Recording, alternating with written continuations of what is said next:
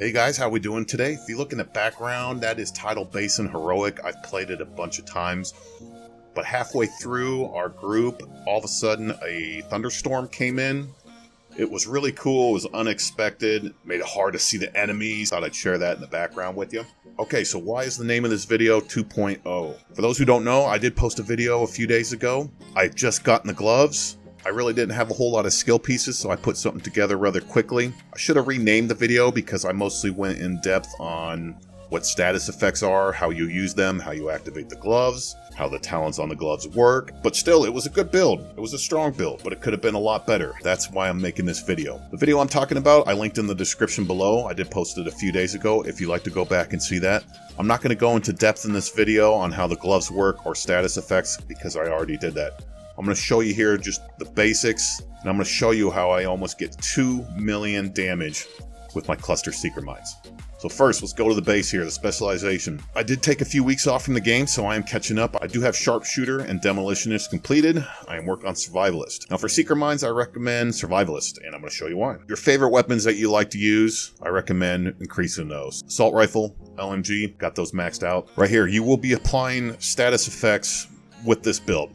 So we will be blinding enemies. Our group members will get a 10% bonus damage to those targets with status effects. So this is a very important talent that you want. The next one is While in Cover, gain 10% skill haste crunch time. Very important. In Division 2, we spend a lot of time in cover. Getting that 10% skill haste is really nice. The last one here I wanted to emphasize is the Magnetic Disc. Modded to increase the Seeker's Mind's cooldown. Alright, next, let's go over my weapons. I got some really good talents on these, and I wanted to show you how this works in the skill build. Now, this is a skill build, not a damage, so my damage numbers are going to be pretty low. The custom P416 G3, this is the best assault rifle I currently have. If you look right here, headshot kills grant 35% skill damage for 20 seconds. That spike talent. That is the big one here, especially for a skill build. I did roll Allegro, 10% rate of fire. Very good on that as well. For mods, this is a PvE build. I'm going for damage to elites, so I have that on the scope. Whenever I can, I try to go for extra rounds in the magazine. I don't have an elite grip. I don't know if there is one out there, but I put accuracy and 5% damage to elites on the muzzle. All right, next is my favorite gun that I have, and I'm going to show you why. This thing's got some crazy talents. If you look at the damage, 24.2, and this is not a damage build, and that is high for an LMG. I'm going to show you why. Unhinged, receive 20% weapon damage at the cost of 25% weapon handling. So this is a little jumpy. You get used to it and really don't notice it after a while. So this is very, very strong. I did roll Allegro on it. I am shooting a lot faster than most LMGs. Going to put that damage out quicker. The big one for this skill build is Rooted. While equipped and in cover, all skill damage and healing is increased by 25% for 10 seconds. Your buff is lost when exiting cover. Can occur once every 60 seconds. 25% for 10 seconds. That's awesome. All right, and for the mods, we got damage to elites, 5%. I got rate of fire. Stability, helps out with that unhinged talent, and of course 5% damage to elites. Alright, let's go over the gear. Now, like I said, I already went into gloves in the last video, but just remember, you have to apply the status effect to the enemy first to get your 60-second buff. That's when your gloves turn from blue to red. You get skill haste, skill duration, you get damage increase. With this build, I'm getting a 90% damage increase on my seeker mines, so very awesome. Alright, the Providence Defense Mask. Do Providence one piece for 10% skill power, health on kill and health, not too bad. And I rolled skill power on there. Skill power, I could still roll a lot higher, but right now that's the best I got. All right, next, you want the two-piece Alps that gives you 20% skill haste and 5% skill power. This has a pretty high 440 skill power, and then I rolled explosive damage on it. Very, very important. I rolled skill haste on all my gear pieces before. I'm going to show you that mods on the actual Seeker Mine and Firefly, that is where you're going to want your skill haste. On your gear, we're going for pure damage, so I recommend rolling destructive wherever you can. Then you can see right here on my utility, I have the skill power, bleed damage, and burn damage. Next is the holster. I would like a different holster, but I like this one because it has a 31% skill haste and a very nice 613 skill power. China Light. On a Seeker build, you want to have the one-piece China Light Industries. That's for that 10% explosive damage.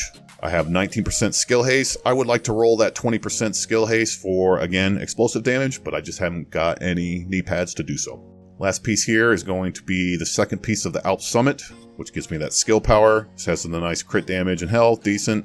But again, look at these two skills right here. Destructive, 20% explosive damage. I rolled that on there. The big one here is tech support. Kills by active skills grant 25% skill damage for 10 seconds.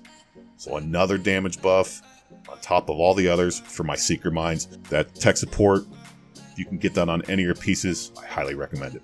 So let's go over my skills real quick. The Firefly here, you can see the Firefly, I'm getting it back in 15.3 seconds. That's pretty decent. I can lock onto 3 targets at once before throwing. Even if they run away, it will go after them. And I really like the blind duration, 9.3 seconds. That is a long time to blind the enemy. Gives you plenty of time for you and your group to take them down. All right, if we look at my mods here, the blind duration increased by 6.9%. I don't know when I got this one, but I held on to it. I usually destroy all the purples, but when I saw that, I decided it was a keeper. Now again here, you can see the skill haste. So you can see right here, without that mod, boom, 9.7 second difference. So this is where the skill haste is going to come into play. I don't recommend skill haste on the gear. Put it on the actual skill. You can see the big difference there. 15.3 seconds is pretty quick. And then the last piece is for the Firefly skill power.